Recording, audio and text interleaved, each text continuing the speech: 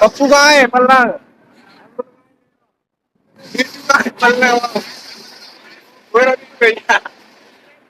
पल्ला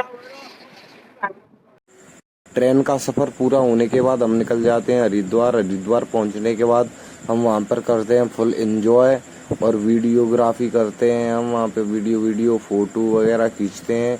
देखो वो बैठे हमारे महादेव जिनके पास हम आए हैं। और हो सका तो अगली बार हम कावड़ भी यहीं पर लेने आएंगे।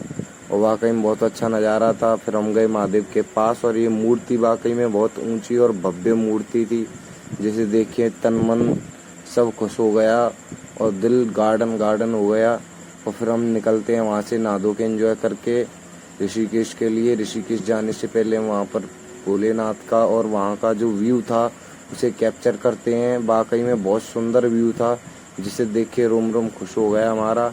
फिर हम निकलते हैं ऋषिकेश के लिए ऑटो में, जिस ऑटो में मेरा बैग रखा रह जाता है और वो ऑटो वाला साथ ही मेरे बैग को लेके चला जाता है। मैं बहुत परेशान हो जाता हूँ, लेकिन वहाँ जाकर उसकी खूबसूरती को देखकर मैं बहुत ज़्यादा, मेरे सारे दुख उधर उड़ जाते हैं, क्योंकि वहाँ का जो नज़ारा था रात का वाकई में बहुत हसीन नज़ारा था। मैंने आज तक कभी ऐसी खूबसूरत जगह नहीं देखी थी। सुबह होने के बाद हम गंगा जी में स्नान करके और तैयार होकर खाना पीना खा के निकल जाते हैं नीलकंठ की चढ़ाई के लिए। और नीलकंठ की चढ़ाई से पहले हम वहाँ पर घूमते हैं ब्रिज पर, लक्ष्मण झूला पर, राम झूला पर। वाकई में वहाँ का जो नज़ारा था, इतना सुंदर नज़ारा और इतना अच्छा व्यू मैंने आज तक अपनी ज़िंदगी में नहीं देखा। और मैं इसी चीज़ से इंस्पायर होकर मैंने फैसला किया कि मैं पूरी इंडिया और वर्ल्ड को एक्सप्लोर करूंगा। आजा ओ भैया, चढ़ाई चढ़नी पड़ रही है, पप्पू भैया है और मरेगा गर्मी के मारे। ये भैया तुम जल्दी जाने अकेले सौ टकटे चक्कर में नहीं नीचे से आ रहे हैं घबराता भाई जे पक्की ना दे मत जाएगो, ध्यान रखियो इतनी गिट्टी घुस जाएंगी। ये माते आ रहे हैं भगे भगे, हे प्रभु अक्के भैया सही ना करो सौ टकटे चक्कर हम। आधे से ज़्यादा सफ़र तय करके हम पीते हैं शिकंजी बीच में एक शॉप पर रुककर और वहाँ के व्यू को एंजॉय करते हैं। वहाँ का जो नज़ारा था बहुत ही सुंदर नज़ारा था। वहाँ से जो हम आए थे वो रास्ता बिल्कुल छोटी सी दिख रही थी। और जो बोलते हैं ना कि जंगल जितना हरा भरा होता है उतना ही अंदर से खतरनाक होता है।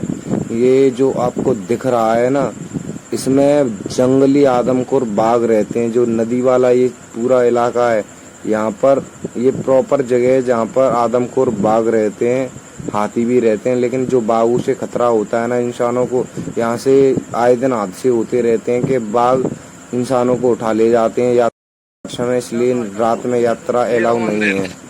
मंदिर तो दिखा दूं भाई साहब, जन्नत है जन्नत, जन्नत है जन्नत।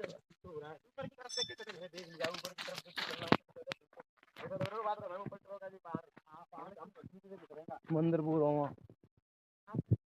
वो ये तो देखो पीछे, देखो पीछे पीछे मंदिर है, वहां पर चलो। मंदिर के द्वार के लिए जो हम नीचे जाने का रास्ता है, वहाँ से मैं देखता हूँ कि वाकई में इतना हसीन वादियाँ, दुनिया इतनी खूबसूरत है और हम कहाँ पे रह रहे थे। इसलिए मैंने फैसला कर लिया है अब कि मैं पूरे वर्ल्ड को एक्सप्लोर करूँगा। मैंने अब तक सिर्फ सुना ही था कि पहाड़ों में इतना सुकून होता है, इतनी शांति होती है। आज मैंने अपनी आंखों से ये देख लिया कि भैया दुनिया भर की चढ़ाई करने के बाद पहुंच चुके मुस्टंडे श्री नीलकंठ मंदिर मार्ग। आगे हो रहा मंदिर, अब नीचे उतर रहे हैं मंदिर के लिए इतने पहाड़ों को चढ़ने के बाद। चलो मम्मी, मैं नीलकंठ आया। जिका लटक रहे हैं बताओ भाई, इनने जिका लटक रहा है पूरा जाए तो पकी भैया। मंदिर पे पहुंचने के बाद हम करते हैं नीलकंठ महाराज के दर्शन और मंदिर के बाहर कुछ वीडियो बनाते हैं। फिर रात को हम बाहर होटल पर रुकते हैं, जो कि बंद होटल था, जहाँ पर डर था शेर आने का।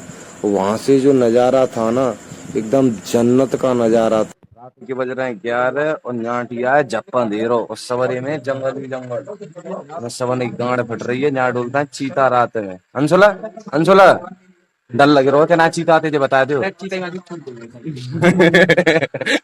नीटू भैया मेरा जा रखा है समझ रही। चलो डर लग रहा है तेरा है वाल तो थोड़ा दिलेर बन रही छत पे ना हो जा रहा मैं कह रहा हूँ शेर की माई चूत बहन के भोसड़े दत्त हुई लग रहा होगा तो अब कैसे भाग रहे हो शेरे मारे जिना सूरे आदमी जाओ और दे भैया ना बैठे तुम गाड़ू ना हो तुम जही सोई हो पप्पू या चल रहे हो छत पे हम तो गाड़ू नीटू भैया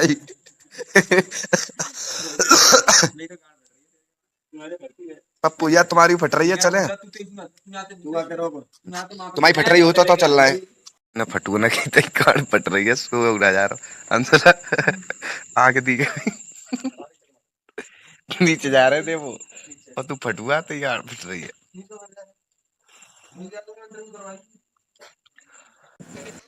ऊपर से उतरते वक्त हमें लगती है प्यास और हम वहीं पर पानी पीने लग जाते हैं क्योंकि ये बहुत स्वच्छ पानी है, पहाड़ों से रिस कर आया है। और फिर हम निकलते हैं, आगे के सफ़र को करते हैं जारी। वाकई में बहुत हसीन वादियाँ थी वहाँ पर। और फिर पहुँचते हैं हम दोबारा घाट पर। घाट पर जाने के बाद हम करते हैं थोड़ी बहुत वीडियो रिकॉर्डिंग अपने ब्लॉग के लिए। फिर हम दोबारा नहाने का विचार बनाते हैं, दोबारा नहाने के लिए। फिर हम नहाते हैं दोबारा, जो भी बहुत ठंडा पानी था, 2 मिनट से ज़्यादा पानी के अंदर रहा नहीं जा रहा था। फिर अभी हमने लक्ष्मण झूला भी नहीं देखा था, इसलिए फिर हम जाते हैं लक्ष्मण झूला पे झूलने के लिए। और ये पता नहीं हिलता भी है कि नहीं, लेकिन ऐसा महसूस होता है कि बहुत ज़ोर से हिल रहा है। और वाकई में इस पर चलने का जो एक्सपीरियंस है ना, वो नेक्स्ट लेवल है। और जो वाकई में ऋषिकेश एक इतनी अच्छी सुंदर जगह है कि अगर कोई घूमना चाहे ना, तो ये इतनी उसके लिए ट्रैवलिंग के लिए बहुत बेस्ट जगह है, घूमने के लिए भी बहुत बेस्ट जगह है। तो मैं भगवान से यही दुआ करूँगा कि मैं दोबारा इस जगह पर कब जाऊँ।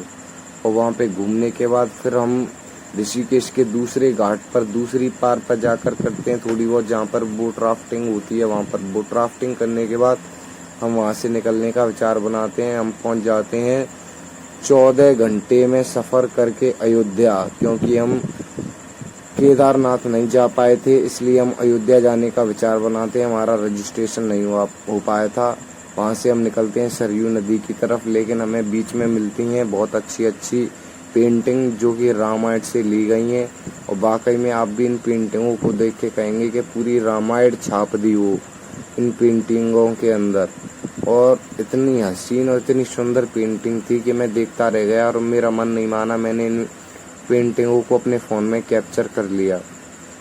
यहाँ से फिर हम निकलते हैं आगे सरयू नदी की तरफ। वो गाना है ना, सरयू का किनारा हो, वही गाना लेने के लिए, अपना फील करने के लिए सरयू नदी पे पहुँचते हैं हम। सरयू नदी पे पहुँचने के बाद हम डिसाइड करते हैं कि एक बंदा बैग के पास रुकेगा और 2 बंदे नहाएंगे, फिर बाद में वो एक बंदा नहाएगा। मैं बैग के पास रुकता हूँ, मेरे साथ के 2 बंदे नहा रहे होते हैं और 2 बंदे ऋषिकेश से घर निकल गए होते हैं। हम 3 बंदे आए थे अयोध्या सिर्फ। और वहाँ पे फिर मैं भी नहा लेता हूँ। वहाँ पे जो है बैरियर लगा रखे थे सरकार ने कि कोई डूबे ना, इसलिए नहाने के बाद फिर हम निकलते हैं वहाँ से राम मंदिर के लिए।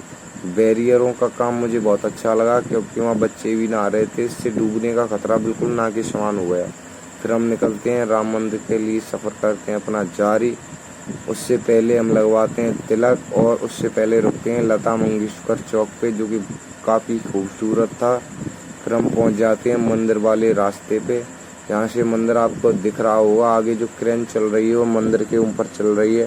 और वाकई में इतनी लागत से मंदिर बना है, इतना भव्य मंदिर था। हम फ़ोन तो अंदर नहीं ले जा पाए, लेकिन इतना सुंदर मंदिर कि आप कल्पना नहीं कर सकते, इतना सुंदर मंदिर था। यहाँ पे हर सुविधा फ्री थी, जूते रखने के लिए, फ़ोन रखने के लिए लॉकर भी थे वहाँ पर, हर सुविधा फ्री थी, कोई प्रसाद नहीं ले जाना।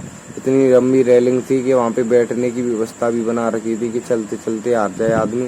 देखो वो क्रेन लग रही है जो मंदिर के ऊपर लग रही है, लौटते समय हमने वीडियो बनाई थी, क्योंकि हम हर मोमेंट को अपने को कैप्चर कर रहे थे। ये जो है सुग्रीव का महल है, यहाँ पे सुग्रीव रहा करता था हमारी रामायण के अनुसार।